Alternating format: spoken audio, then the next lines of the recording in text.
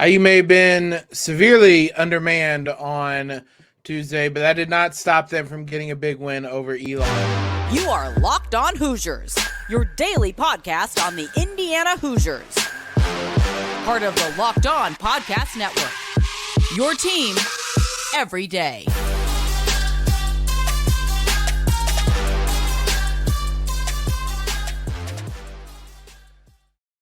What is up, guys? Welcome into another episode of Locked On Hoosiers, your one and only daily one-stop shop for everything IU athletics. I'm your host, as always, Jacob Rude. Want to thank you guys for making us your first listen every single day, including this Wednesday morning, afternoon, evening, whenever that may be.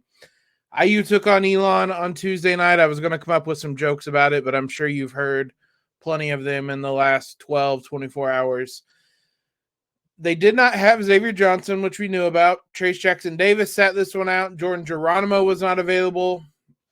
Ultimately, as we said in yesterday's episode, Elon is a very bad team, and IU did not need any of them to come away with a definitive victory.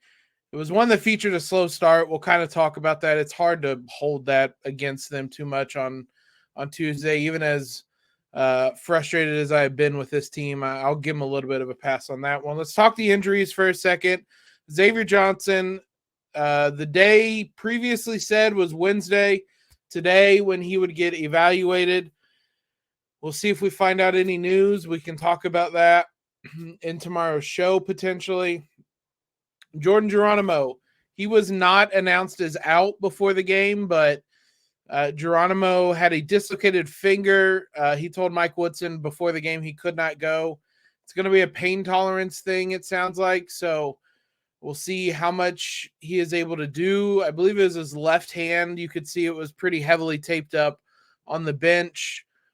Trayce Jackson-Davis, Woodson had the quote, Trayce went a little yesterday, but then he backed off, and we decided to just hold him out. Woodson added, I don't know if he'll play on Friday or not as well. I can tell you early on right now, I don't know that I would play him Friday, because if you do not play him Friday, IU does not play again until January 5th. And that is a very long time that you can have Trayce rest up, because at that point you're starting Big Ten play and there is no rest once Big Ten play starts. So I would be perfectly fine if he did not play on Friday. But let's talk about the guys that did play, because there were some positive takeaways from this one. 3 different players had career highs on the night. Jalen Hood-Schifino, 17 points on 7 of 12 shooting, had 7 assists, 5 turnovers that I think are going to make Mike Woodson upset. Some of them a little bit careless. Sometimes he's doing a little bit too much, but you kind of expect that with a freshman, but still career high for him.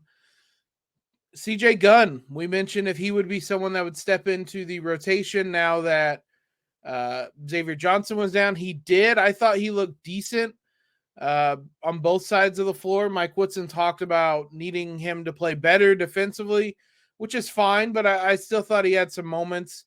He had 11 points on 5 of 10 shooting, 3 assists, 3 rebounds, did have 4 fouls in 19 minutes, so he was racking them up, but still was impressed with his performance. Logan Duncomb was the guy. Him and Caleb Banks kind of split the minutes that typically would have gone to Jordan Geronimo, at least early on. Duncomb had 10 points, 5 rebounds, 2 assists, and a block. His best sequence of the night featured him getting a putback layup, racing down court, getting a block on the other end, and then coming back down. I believe he drew a foul. He went 0 of 3 at the line, but Mike Woodson spoke after the game. I guess he has some, I don't know if it's an injury or general health issues that have kept him off the court, but he hasn't been able to be on the court. I don't know how much they would have played him anyway, but he was able to play on Tuesday and took advantage of it. And I mean, you can see why there was so much sudden buzz about him in the preseason. We'll see. I ultimately don't think his role is going to really expand this season, barring him stepping in for injury like he did tonight or foul trouble. But that is a serviceable big man to have as your, I guess fifth option for the Hoosiers on Tuesday night. But those three all had career high nights. Trayce Thompson, 18 points, 11 rebounds, 4 blocks, and assists. This is the type of night when you're really happy you have Trayce around. Obviously, against Elon, it's not going to take a lot to beat them, but Trayce, I thought, played really well, especially in the first half. He kind of steadied IU a bit.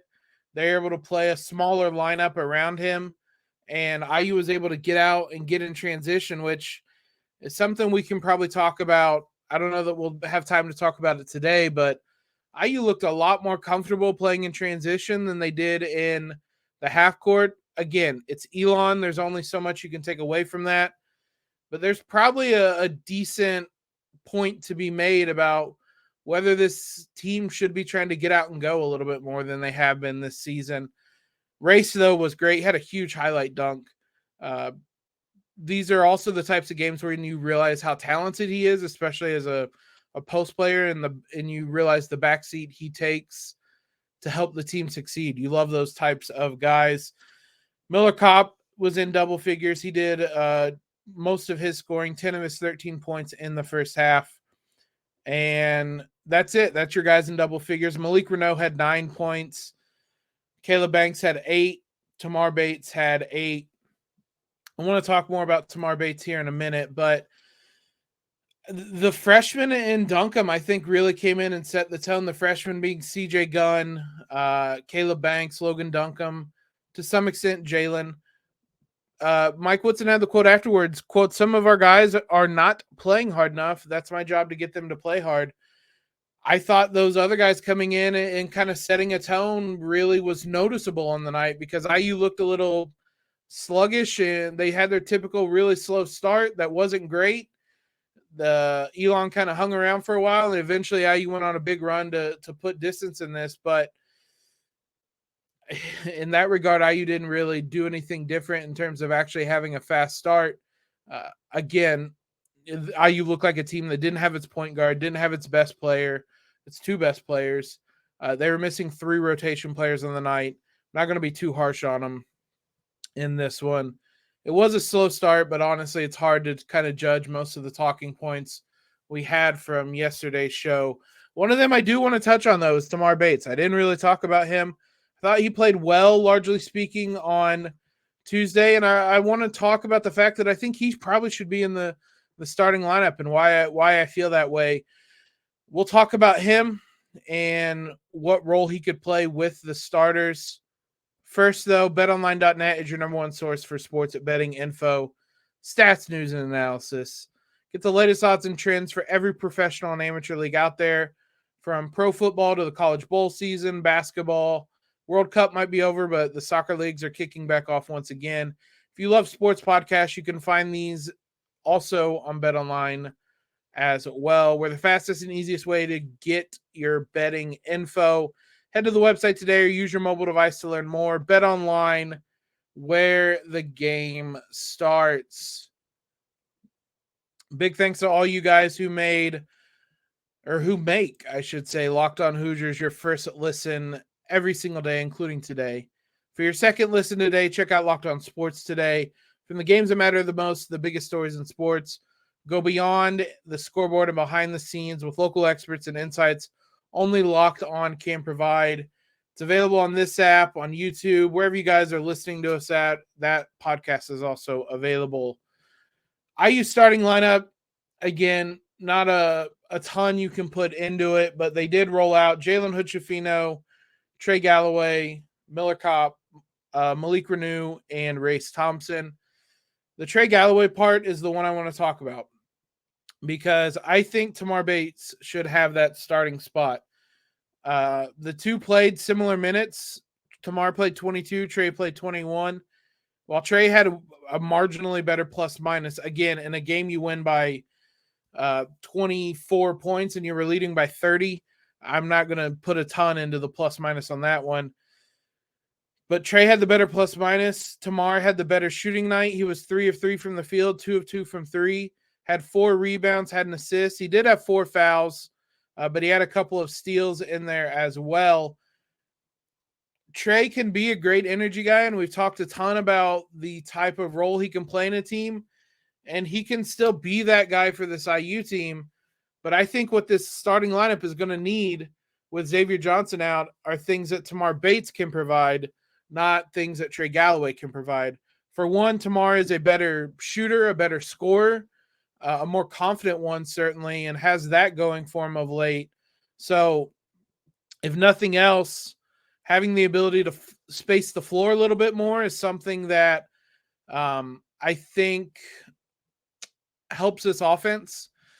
On the season, he is shooting, Tamar is 41.5% from the three-point line.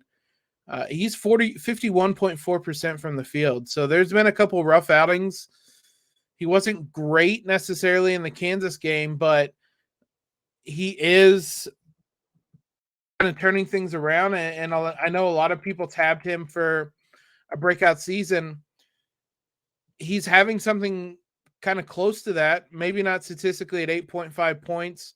You might have wanted a little bit more, but he's definitely taken a step forward this season over last.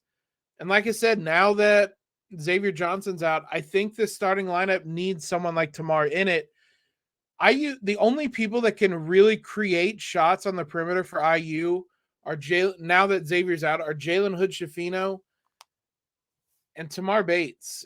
Tamar might not be great at it for other people, but the fact he can get his own shot is going to be valuable, or is valuable, and is something that defenses have to respect.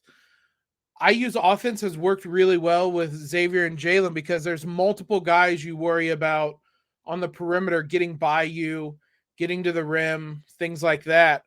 When you put Trey Galloway out there, I don't think defenses respect him in that way. He's been a better three-point shooter, certainly this season, 42.9%, but it's only on 14 attempts. Tamar Bates is 5% on 41 attempts, so a much higher volume there. I don't think defenses are treating them the same way, so it leads to a more clogged paint. It leads to more defenses just not really paying attention to those types of guys. I would argue probably the biggest reason you have Trey out there instead of Tamar is defensively, and that's a very fair argument. Trey is probably the best perimeter defender Indiana has. I think Jalen's up there as well, but Trey and Jalen are probably your best defender duo on the perimeter, so starting those two makes sense. But I think IU's offense is a bigger issue right now. They don't look great. I don't want to put too much into it again on Tuesday's game, but you can look at good chunks of the Kansas game and the Arizona game and see that the offense is a bit of a mess. I think if you have Jalen and Tamar out there, that's the closest you're going to get to replicating guys who I didn't really finish that point earlier. With Jalen and Xavier, you have guys that the defense has to be aware of getting to the rim and driving and creating. And that's also kind of a big difference between this year's team and last year's team. Last year, it was Xavier was the only guy who could do it. Parker Stewart was running around screens. Miller Kopp wasn't really a threat last year. And then Race and Trayce were on the interior. So it wasn't this offense that meshed really well. This season, you've had Xavier and Jalen, both guys who can create and get to the rim, and defenses have to be aware of where they're at because they'll take advantage of you if you have a slip up. Obviously, Miller Kopp shooting as well as he did helps, but I think that's kind of connected. Having guys that defenses have to be aware of and that can break down the defense has led to, I think, more spot up opportunities for Miller Kopp this season, who is absolutely lights out. 45.9% on 61 attempts. He is as good as you could realistically hope him to be this season. If that's going to continue, I think the best way to do that is have Tamar Bates in the starting lineup alongside Jalen Hood-Schifino and see what those two can do together. It's a grouping that I don't know how much they've really played together. IU's going to have to go to a lot of lineups though that haven't really played together in this season, because Xavier was such a focal point of this team. But if you're looking at how Tamar Bates has been, if we look at the Evan Mia stats and the adjusted efficiency margin, he's all over the place. When you look at the most efficient lineups, a lot of them include Tamar Bates. The best two-man lineup with a minimum of 40 possessions is Tamar Bates with CJ Gunn. That's a very small sample size. It is literally 40 possessions. But Tamar and Jordan Geronimo are 6th. Tamar and Malik are 8th. Tamar and Xavier are 9th. And Tamar and Jalen Hood-Schifino are 13th. Still a very productive two-man pairing. 5-man lineup that features basically Tamar and Xavier spot. I don't know that it honestly has happened. And if it has, it would be on very low volume. If you just simply look at the most efficient lineup this season, though, no minimum possessions. If you're simply the most efficient lineups, 5-man lineups, no minimum possessions, the top 3 all have Tamar Bates. 6 of the top 7 have Tamar Bates. 9 of the top 10 have Tamar Bates. He is all over the place when you look at these lineups. The closest version you're probably going to get is Tamar and Jalen's spot, which has played 25 possessions and, 15 possessions, and is the 7th most productive lineup IU has played. Again, it's not a lineup that has a ton of minutes with it, but you do have a Tamar, Jalen, Miller, Race, and Trayce lineup.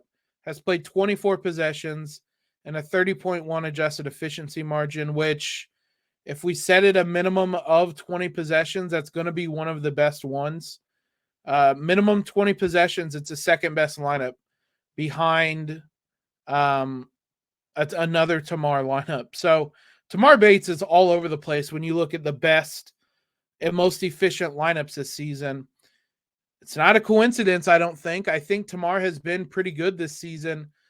He looks a lot more confident. There's times that he might be a little too confident, but I think that has been one of the biggest differences for him, is just the confidence he has.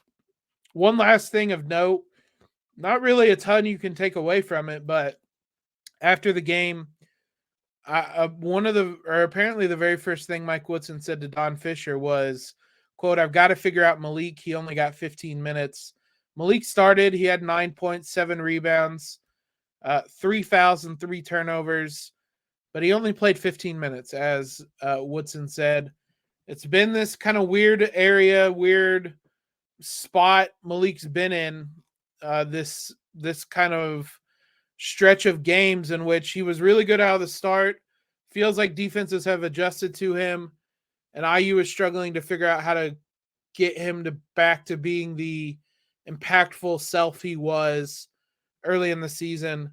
It's something Woodson's talked about a number of times. It seems like something that they want to try to figure out.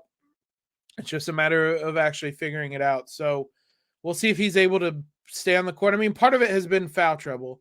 Malik has done himself no favors at times in that as well. IU probably needs to figure out a way to get him on the court more. So we'll see if they're able to do that moving forward. Friday, obviously, being the next game. Women's team is in action. Maybe right now as you're listening to this, a really odd midday game for this one. We'll talk about that, what Butler has in store for them today here in just a moment. Women's basketball team looking to move to 12-0 on today, Wednesday, with a 1 p.m. tip-off against Butler. I'm not really sure why it is a 1 p.m. tip-off, but who doesn't love a little afternoon college basketball, I guess. It's in Assembly Hall. It's on Big Ten Network. If you guys are off for school, head on over to Assembly Hall. I don't imagine it's going to be too busy. You can get some really good seats this afternoon. But hell, by the time you're listening to this, it might be too late. You might have already missed the game. Hopefully you have not. If so, you can still turn it on BTN Plus. IU has dominated the series. This is the 10th matchup, and the previous 9, IU is 8-1. The only loss came in 2012-2013 season. They lost by 3 in Hinkle Fieldhouse. IU's undefeated against them at home. Last year's game came to open the season, and it was a game that featured Nicole Cardano-Hillary catching fire from 3 and leading IU to a win. It was one of the best three-point shooting games the team had last season, and it pales in comparison to what IU has done this season. Obviously, one of the biggest difference between the last two teams has been the way the offenses work, but last year IU won 86-63 in Hinkle Fieldhouse. Nicole Cardano-Hillary was 11 of 12 from the field, 7 of 8 from 3, 29 points, 6 rebounds, 5 assists. The best game she had all season last year, statistically, was that season opener. This Butler team, an interesting one. They're 5-6 on the season, 0-3 in the conference in the Big East. A brutal conference for Butler to have to play in on the women's side. The only common opponent is Illinois. That's a good Illinois team that is being built over there. IU survived against them a couple weeks ago. Survived against them and barely made it out of that one alive. And Butler only lost to them on last Sunday, 65-63 in Hinkle Fieldhouse. So this team is capable of playing to that level. Their more recent game was this Sunday, this past one. They lost to a Marquette team that was receiving votes by 21 points. So you can see the variance there. It's a game IU is going to have to obviously come out for. If they're not playing focused, it could turn into something interesting. But as long as IU comes out focused, which has not been a problem for this IU women's team, the IU men's team might get off to slow starts and be frustrating. The women's team will just come out and bury you from the start. I like I said the other day, ranting about not even a rant. I feel it was justified. Talking about the women's team, they're everything that you guys get frustrated. The men's team is not. I know I'm preaching to the choir on some of this, but just I beg, go watch the women's team. They stayed in their same spot in the rankings. Number 3, number 4 with Ohio State. They're 4th in one poll. I think the AP poll, 3rd in the coaches poll. Ohio State is flipped with them in both polls. Go watch them. They're one of the best teams in the country. Last thing on this Butler team, statistically, Rachel Micklemore, is the leading scorer at 11.5 points. Sydney Janes is at 10.7 points, pulls down 5 rebounds a game. Jessica Carruthers at 9.7 points, and Anna Mortag at 8.8 points are your 4 leading scorers. It's not an offense that puts up a lot of points, averaging 65 a game. If IU makes this a track meet, I don't think Butler is going to keep up with them. It might get out of hand pretty quickly in this one. I'm excited every game to watch IU play. Mackenzie Holmes, if she's capable at any point of having a huge game, and this could be the one. So be sure you guys tune in, see if Mackenzie goes off in this one. Thanks again for making Locked On Hoosiers your first listen every single day. We'll be back tomorrow to recap the women's game, talk a little bit more about the men's team, and then they have a game again on Friday as well. For your next listen, check out the Locked On Sports Today podcast, the biggest stories of the day, plus instant reactions, big game recaps, and the take of the day. Available in the Odyssey app, YouTube, and wherever you get podcasts. Follow us on Twitter, subscribe to the podcast, leave a rating and review, all of that great stuff.